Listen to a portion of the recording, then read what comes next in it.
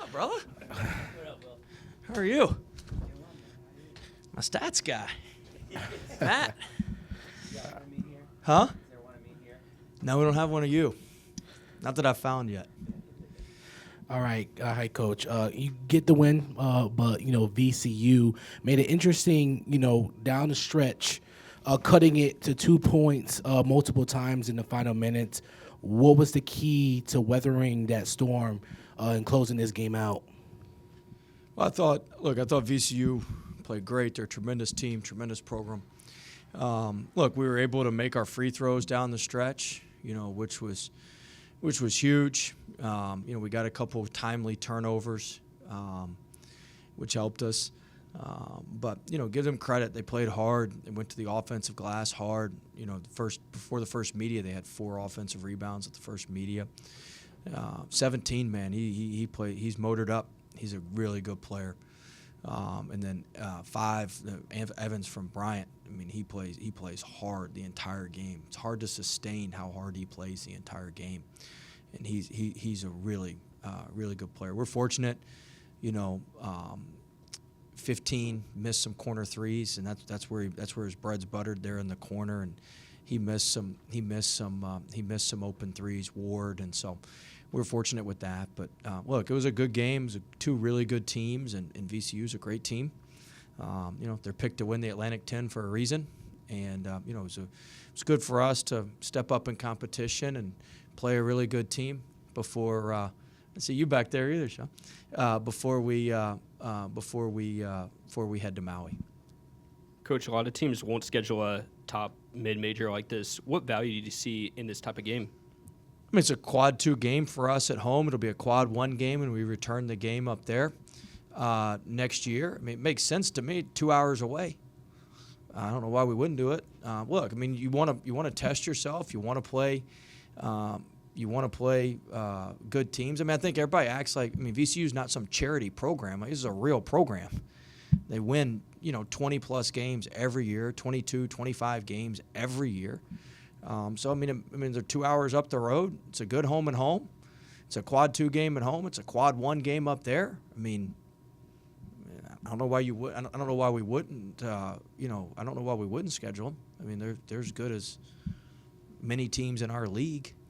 So I think it makes sense when you've got to build a resume to play good teams. I mean, the games are going to be tough, but it makes a lot of sense to play good teams. And so we're, it's a good home and home for us. I mean, they'll be on the bus and be home for midnight, and hopefully we'll be on the bus, be home for midnight next year. So it's a good game, good series. Coach, you went with Vinal Lubin and Musa down the stretch right around the 9-minute mark. And NC State went on a 6-0 run. VCU turned it over 3 times. Kind of what did you see from that lineup, and did it prove pivotal for you tonight? Yeah, I just thought we need to be a little bit bigger, particularly on rebounding. I thought that those 2 gave us the best chance to rebound. We played with those lineups in practice. We just hadn't played with them much in a game. Sometimes you need different things. Sometimes you need shooting. You put Jerry out there. Sometimes you need, but when you need defense and rebounding, Musa and Vin give us a great chance. I know Paul didn't make any shots tonight, but he had 9 rebounds. I think that's a career high, 8 defensive rebounds. So he did some things to contribute to help us winning. But I thought that Musa and Vin played well out there together. They did exactly what they'd done for us in practice, and I thought that was important, and that shows some of the versatility of our team and our lineups.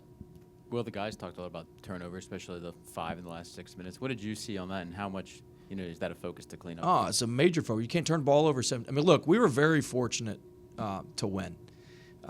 We got outshot by 12 balls, which is hard to do. I mean, we won it at the free throw line. We drew a bunch of fouls. We didn't make 9+ threes. Martelli's teams have never won when the opponent makes 9+ threes, outshoots them, and out-rebounds them. And we only got 1 of those 3.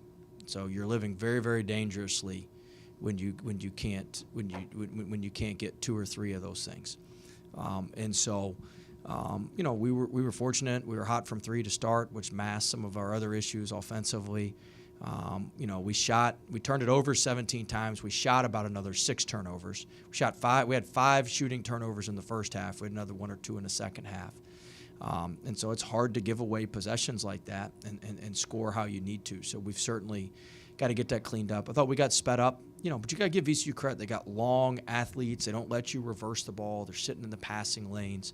They've got a very good defensive scheme that's very disruptive. Teams turn it over 22% of the time against them. We probably hit that number tonight. They got a good group. Back here, Coach. Good to see you. Good to see you. You mentioned about the scheduling. You still do the color for some of the games? Yeah. Oh, okay. We'll do it Saturday. There we go. Coppin State. You touched on it briefly about the scheduling. Coach Martelli praised you for scheduling this home and home. Why was it important for you to have this in your first year here at NC State? I think it's important to play good teams. I think, I look at the scheduling from a numeric standpoint, and the numerics fit and they're close. So it makes a lot of sense.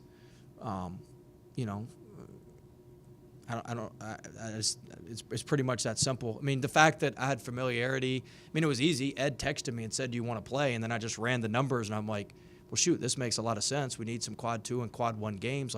This makes a ton of sense. Let's play. It wasn't like real hard, but anytime you can get on a bus and go play somewhere, it makes sense for a lot of people if it's two good programs. And so just made a lot of sense. The fact that I had a history at VCU or I'd coached there or whatever, that was all part of it. That part of the relationship to get the game. But I will say this: we sent that contract, and Ed and Mac had that sucker back by. We sent it at noon. That sucker was back at 3:00. I don't even know if they ran it through legal.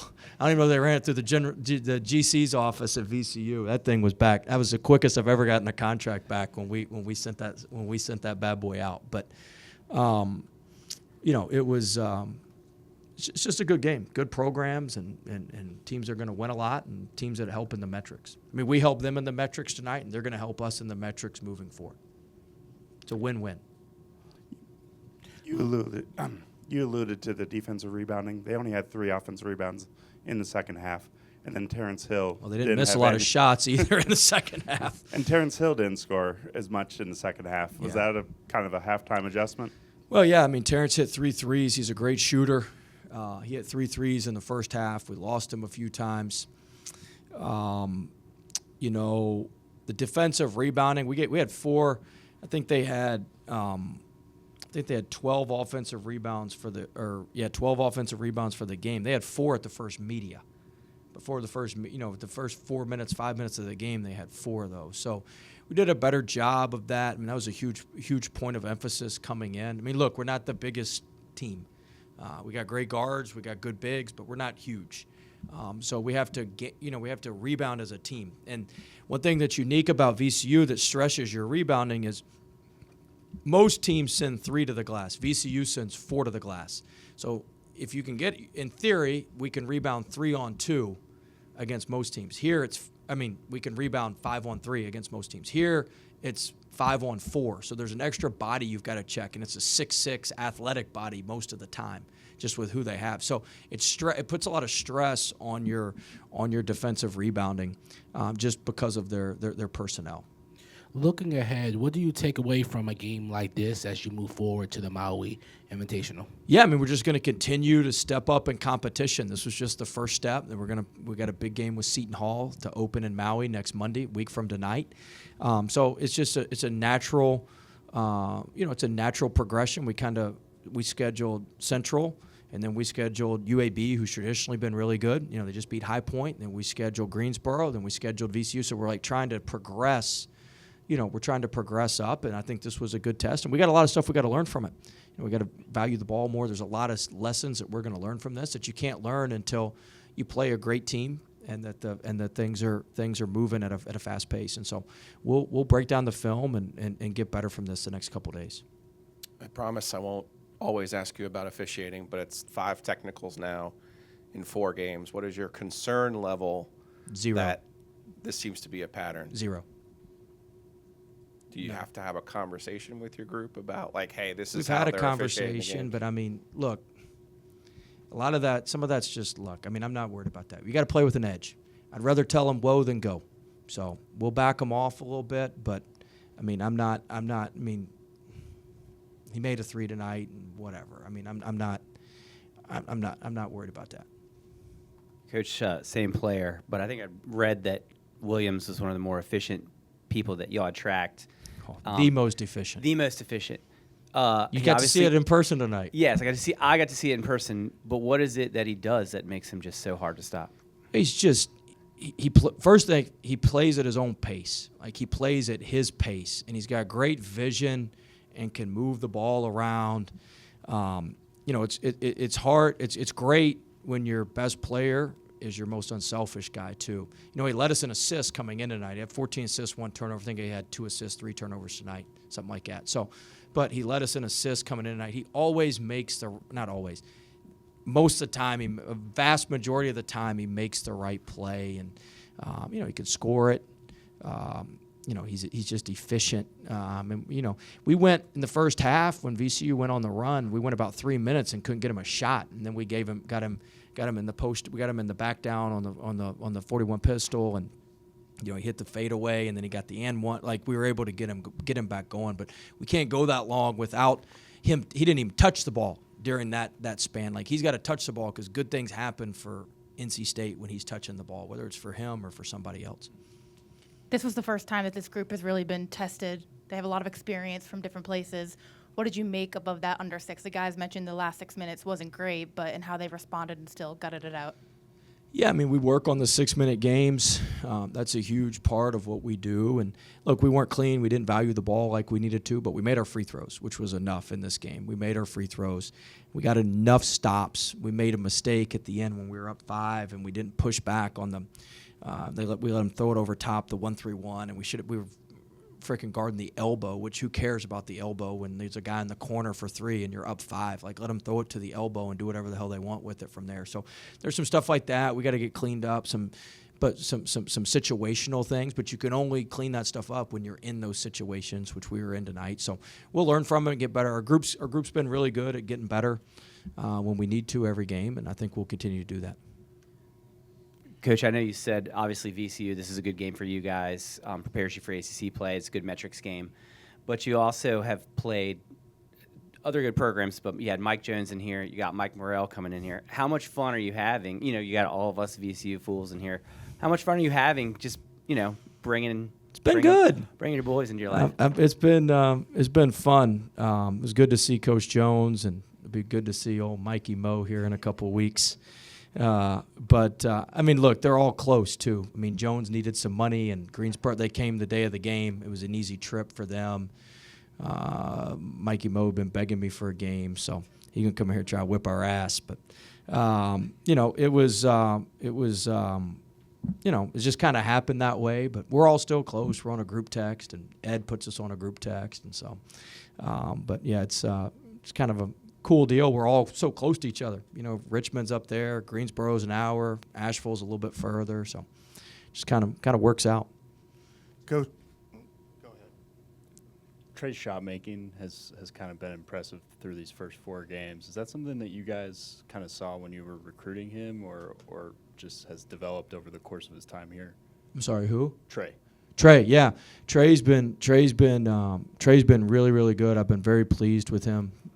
He shot it well his sophomore year. We were banking. He didn't shoot it well his junior year. We were banking on the fact we could get him back to how he shot it his sophomore year, which so far that's checking out. We got to cut down on some of the turnovers. We got to cut down on some of the, some of the silliness on some things. But he's getting more and more professional. He's getting more and more business-like, and I think that he's going to continue to grow throughout the season. And so I've been very pleased. Coach, Lubin, a lot of questions about his role coming into this season, but it seems to be like he establishes himself more and more each game, not just as a rebounder, but as a scorer. Can you touch on that? Yeah, he had 11 points, 9 rebounds tonight. I believe he had 5 offensive rebounds. Did a great job keeping balls alive. He's somebody unfortunate part the last couple of games is he's picked up a foul before the first media. He did it against Greensboro. He did it again tonight. And that makes him a little bit timid. He's not used to playing for a coach that'll play a guy with 2 fouls in the first half.